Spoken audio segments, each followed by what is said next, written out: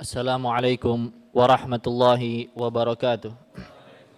Alhamdulillah azizil ghaffar, mukawwiril laila 'alan nahar, tabsiratan liulil qulubil absar, afdalus salati wa ahsanut taslimi ala sayyidil mustafain al akhyar wa ala alihi al athhar wa sahbil abrar wa man tabi'ahum ala ta'aqubil asar. Amma ba'd. Para jamaah salat tarawih dan jamaah i'tikaf rahimani Allah wa iyyakum. Alhamdulillah Allah masih memberikan kesempatan, waktu luang, taufik dari Allah Subhanahu wa taala dan masih kita beribadah di masjid-masjid Allah Subhanahu wa taala. Tidak lain tidak bukan itu adalah karunia dari Allah Subhanahu wa taala. Para jamaah rahimani Allah wa iyyakum, sebagaimana diwasiatkan oleh banyak para ulama, di antara Al-Imam Al-Bukhari, al-ilmu qabla al-qawli wal-amal, sepatutnya berilmu sebelum berkata dan juga beramal. Ya, dan momen 10 akhir ini adalah momen Lailatul Qadar, momen i'tikaf, momen penghujung Ramadan. Oleh karena itu sepatutnya juga seorang muslim ya belajar dan mendalami tentang hal tersebut. Tapi saya hanya akan mewasiatkan ya seputar ayat yang Allah Subhanahu wa taala himpun di dalam ayat tersebut, fadilah atau hal-hal terkait puasa sekaligus i'tikaf. Yakni surat Al-Baqarah ayat 187 di mana Allah Subhanahu wa taala berfirman, "Uhilla lakum lailatas siyamir rafathu ila nisaikum. Hunna libasul lakum wa antum libasul lahun.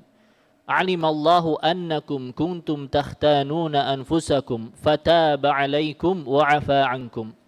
Fal'ana bashiruhunna wabtagu ma kataballahu lakum wa kulu washrabu hatta yatabayyana lakumul khaytul abyadu minal khaytil aswadi minal fajr. Thumma atimmus siyama ilal layl. ولا تباشروهن وأنتم عاكفون في المساجد تلك حدود الله فلا تقربوها كذلك يبين الله آياته للناس لعلهم يتقون." Allah Subhanahu wa taala berfirman, ya dihalalkan bagi kalian lailatas siyam ar-rafathu ila nisaikum, pada malam harinya berpuasa untuk melakukan rafath dengan istri-istri kalian. Dahulu di awal Islam aturan syariatnya tidaklah demikian. Akan tetapi syariatnya di awal Islam, seseorang kalau maghrib hanya boleh dia berbuka puasa, makan, minum, berhubungan sampai waktu Isya. Itu opsi pertama.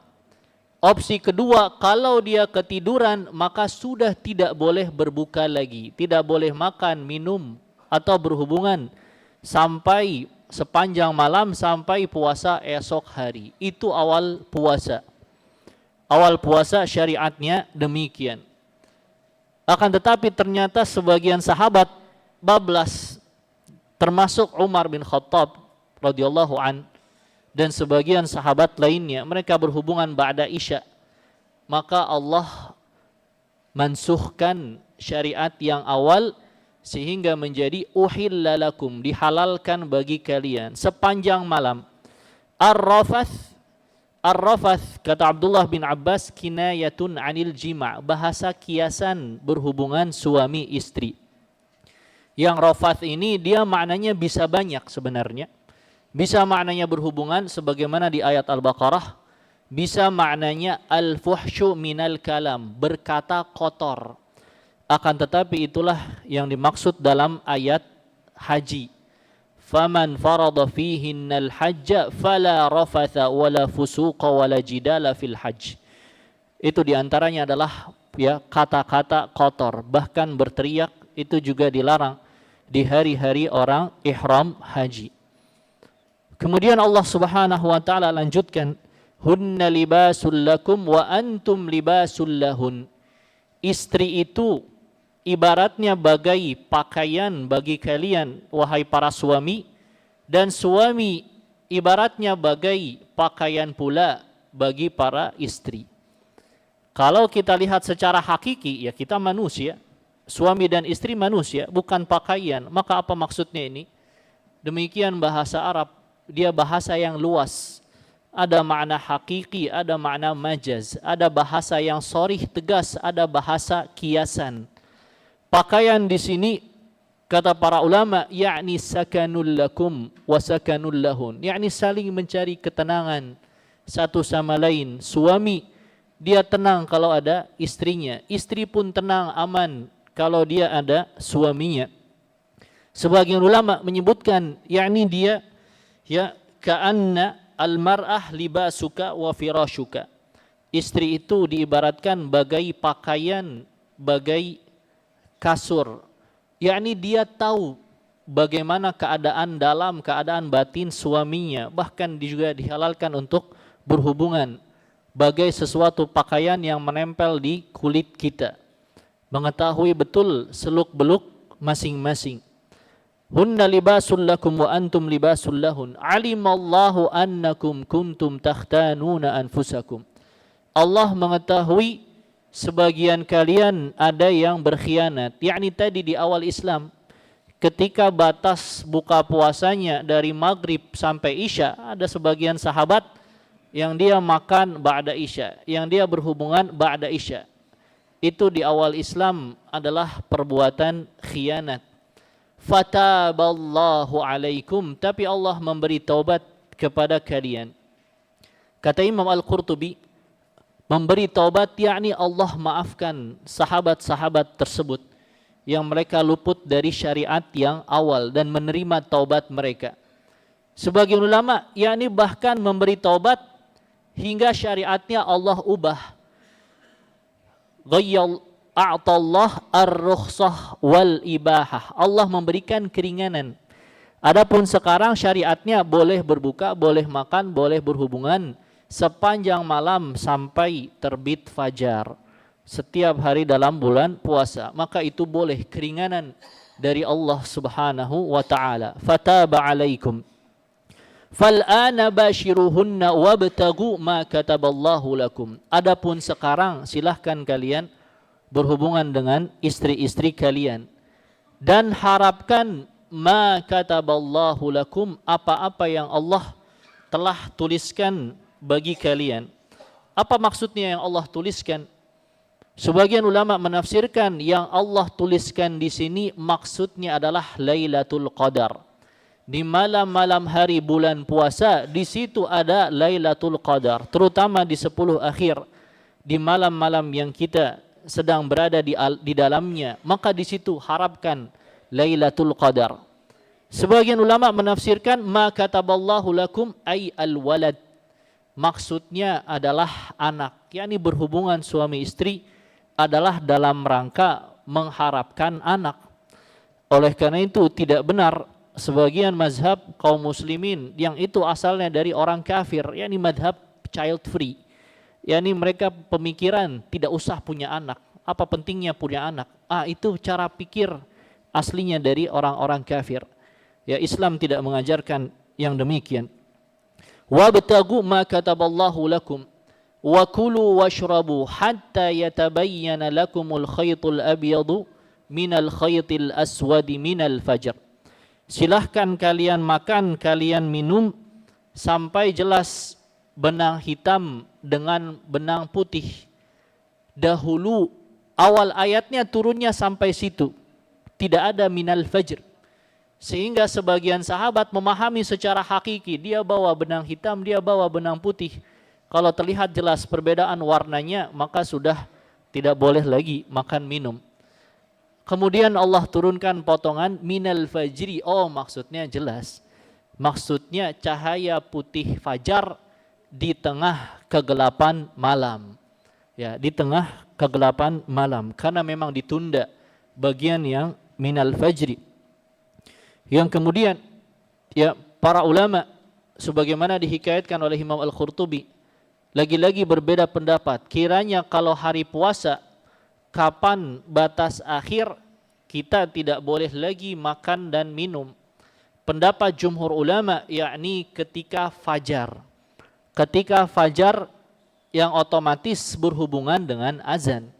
Ketika fajar sudah azan, maka tidak boleh lagi untuk makan dan minum.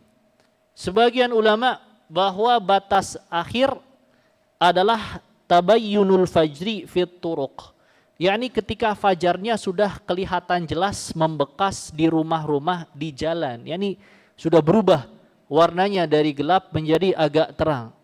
Itu diriwayatkan dari sebagian salaf seperti Umar bin Khattab, ya, Atha bin Abi Rabah, Ibnu Abbas, Talq bin Habib dan lainnya. Tapi ini pendapat yang asing yang kemudian ditinggalkan oleh para ulama setelahnya. Kemudian kiranya ada masalah yang itu adalah masyhur di hari ini dan juga di zaman dahulu. Bagaimana kalau sudah azan fajar, kemudian kita masih makan, masih minum, apakah boleh atau tidak? Di situ memang ada hadis, "Idza sami'a ahadukumun nida wal ina'u fi yadi ahadikum fala yadh'ahu hatta yaqdiya hajatahu." Kalau kalian mendengar seruan, akan tetapi di tangan kalian masih ada wadah minuman, maka jangan letakkan sampai dia menunaikan hajatnya. Bagaimana hadis ini? Pertama, hadis ini diikhtilafkan tentang kesahihannya oleh para ulama. Sebagian ulama mengatakan dia sahih, na'am. Sebagian mengatakan bahwa dia bertentangan dengan hadis lain. Sebagian ulama, hadis ini memang muskil. Zahir Quran tidak boleh makan, tidak boleh minum kalau sudah fajar. Zahir hadis sudah azan masih boleh makan, boleh minum. Bagaimana ya mengkompromikan antara dua dalil tersebut? Maka dijelaskan oleh Imam Al-Khattabi dalam kitabnya Ma'alimus Sunan, hadis ini harus digabung dengan ayat Quran, harus digabung dengan azan di zaman Nabi sallallahu alaihi wasallam. Azan di zaman Nabi SAW itu 2 kali. Ada azan Bilal, ada azan Ibnu Ummi Maktum. Maka Nabi SAW berwasiat, ya, "Inna Bilalan yu'adzinu bilail, fakulu washrabu hatta yu'adzina Ibnu Ummi Maktum." Bilal itu azannya masih agak malam. Silahkan makan minum, masih ada wajah bejana, makan minum sampai azan Ibnu Ummi Maktum. Hatta dalam bahasa Arab itu pembatasan. Sampai, hukum sebelum batas dengan setelah batas berbeda. Sebelum batas fajar, sebelum azan Ibnu Ummi Maktum boleh makan, boleh minum. Sudah azan fajar, sudah terbit fajar, tidak boleh makan, tidak boleh minum. Maka demikian pemahaman yang dibawakan oleh Imam Al-Khattabi. Dan juga ada kemungkinan opsi yang lain, yakni barangkali azan subuhnya tidak tepat. Sebagian muadzin mungkin dia baru bangun tidur, tahu-tahu udah ini langsung azan, 4:30 pas azan, kecepatan. Bagi yang ketika waktu tidak tepat antara azan subuh dengan terbit fajar, itu pun masih boleh. Fakulu washrabu, jangan letakkan bejana, silahkan makan, silahkan minum. Opsi yang ketiga kata Imam Al-Khattabi, yakni ketika dia waktu fajarnya tidak jelas, yakni ketika cuaca mendung. Ketika cuaca mendung, fajarnya tidak begitu jelas, masih diragukan ini masih malam atau sudah terbit fajar. Maka dalam kaidah fiqhiyah, al-aslu baqa'u makan ala makan. Hukum asal sebagaimana yang lalu, yakni ditarik kepada masa yang lalu di malam hari. Ini masih malam hari, masih boleh makan minum sampai betul-betul yakin terbit fajar. Demikian yang dijelaskan oleh para ulama. Kemudian Allah Subhanahu wa taala melanjutkan, "Tsumma atimmus shiyama ilal lail." Kemudian sempurnakan puasanya sampai di malam hari. Kata Imam Ibnu Katsir, "Yaqtadi al-iftar 'inda ghurubi asy-syamsi hukman syar'iyyan." Sebagaimana hadis Nabi SAW, "Idza aqbala al-lailu min hahuna wa adbara an-naharu min hahuna faqad aftara as-shaim." Bagian ini adalah batasan waktu puasa. Kalian harus menyempurnakan puasa sampai malam hari. Malam hari di sini bukan ya seperti kebiasaan orang kita misalnya malam gelap. Malam dalam hukum syar'i bulatan matahari sudah betul-betul terbenam di bawah ufuk. Itu sudah malam, sudah maghrib, sudah ghurubus syams. Walaupun masih ada berkas-berkas cahaya. Sempurnakan puasa sampai sudah tidak kelihatan lagi mataharinya. Ya, dan di sini ada faidah bahwa kalau orang puasanya tidak sempurna antara fajar sampai terbenam matahari, maka puasanya tidak sah. Misalnya sebagian dia pingsan, ya pingsan dari habis fajar, pingsan terus sampai menjelang maghrib, toto bangun, wah belum buka, alhamdulillah, ya sudah mau buka. Kalau pingsan maka tidak sah puasanya, dia mengqadha, ya dia wajib mengqadha. Demikian pula misalnya orang yang koma, ya maka dia mengqadha. Ya puasa harus dia ya dalam keadaan sadar, terjaga akalnya dalam waktu tersebut. Demikian pula para wanita yang haid harus sempurna antara fajar dengan terbenam matahari. Awalnya suci, puasa, setengah 6 keluar darah haid, maka tidak sah puasanya. Ya, dia batal puasanya dan wajib mengqadha hari tersebut. Atau ditarik mundur, wanita masih ada haid, jam 6 pagi baru suci. Awal fajarnya dia tidak dapat puasa, maka itu pun dia wajib qadha dan disunnahkan untuk menahan diri sampai terbenam matahari. Karena Allah perintahkan tsumma atimmus siyama ilal lail. Akan tetapi sempurnakanlah ya puasa sampai malam hari. Kemudian Allah sisipkan ya perintah tentang i'tikaf, wala tubashiruhunna wa antum aakifuna fil masajid. Jangan kalian mubasyarah dengan istri-istri kalian sedangkan kalian i'tikaf di masjid. Maka i'tikaf ya tidak boleh berhubungan suami istri. Berhubungan suami istri itu adalah batal. Kalaulah suami pulang ngambil baju sebentar, istrinya di rumah berhubungan, i'tikafnya batal. I'tikafnya batal. Sekaligus faidah, tidak boleh berhubungan suami istri di dalam masjid. Wala tubashiruhunna wa antum aakifuna fil masajid. Ya, diharamkan berhubungan suami istri di masjid. Bahkan itu termasuk dosa ya berdasarkan ayat tersebut. Wa antum aakifuna fil masajid. Ini menunjukkan i'tikaf itu di masjid. Lalu yang jadi tanda tanya, masjidnya yang seperti apa? Maka para ulama khilaf tentang hal tersebut. Sebagian ulama mengatakan hanya di Masjidil Haram, pendapat Atha bin Abi Rabah. Sebagian hanya di Masjid Nabawi, karena Nabi SAW seumur hidupnya hanya i'tikaf di Masjid Nabawi. Pendapat Sa'id bin Musayyab. Sebagian ulama hanya di 3 masjid, Masjidil Haram, Masjid Nabawi, Masjidil Aqsa. Karena memang ada hadis la i'tikafa illa fi 3 masajid. Tidak ada i'tikaf kecuali di 3 masjid. Masjidil Haram, Masjid Nabawi dan Masjidil Aqsa. Jumhur ulama membolehkan i'tikaf di seluruh masjid. Seluruh masjid selama itu masjid wakaf, ada solat berjamaah, maka boleh i'tikaf di dalamnya. Dan itu judul bab yang dibawakan oleh Imam Bukhari dalam sahihnya. Bab al-i'tikaf fil masajidi kulliha. Bab i'tikaf di seluruh masjid. Seluruh masjid kaum muslimin boleh i'tikaf.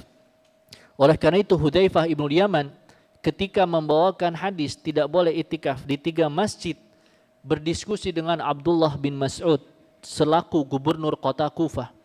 Kata Hudzaifah, ngapain orang-orang i'tikaf di Masjid Kufah? Ngapain i'tikaf di Masjid Basrah? Ngapain i'tikaf di Masjid Bekasi? Padahal Nabi SAW bersabda, la i'tikafa illa fi 3 masajid. Tidak ada i'tikaf kecuali di 3 masjid. Tapi kemudian tidak digubris oleh Abdullah bin Mas'ud, yakni beliau berpendapat i'tikaf di Masjid Kufah tetap sah. Itu adalah tetap sah. Lantas apa maksud hadis tersebut? maksud hadis tersebut la kamala i'tikaf, yakni tidak sempurna i'tikaf. I'tikaf yang sempurna pahalanya di sisi Allah adalah yang di 3 masjid, Masjidil Haram, Masjid Nabawi, Masjidil Aqsa. Sedangkan masjid lainnya maka kesempurnaannya kurang dari 3 masjid tersebut. Semoga Allah berikan taufik kepada kita ya bisa beramal saleh di malam-malam yang mulia ini ya dengan ibadah i'tikaf, tilawah Quran dan juga lainnya ya, dan juga ya ibadah ya tilawah, dan Allah berikan taufik ya sampai akhir hayat. Wa akhiru da'wana alhamdulillahi rabbil alamin.